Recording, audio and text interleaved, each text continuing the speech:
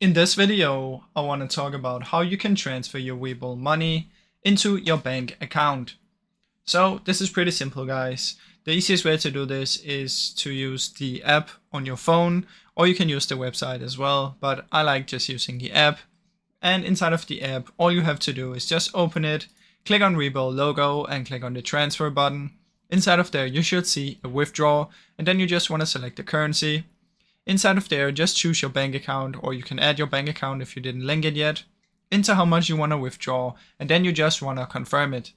Once you've done this, you have sent it to withdraw, and just keep in mind that it can take a few business days, so usually 1 to 2 business days before it arrives on your bank account.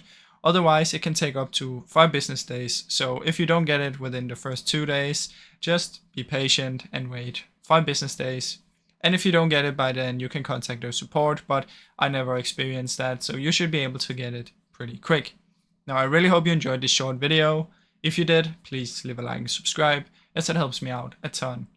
Thank you so much for watching.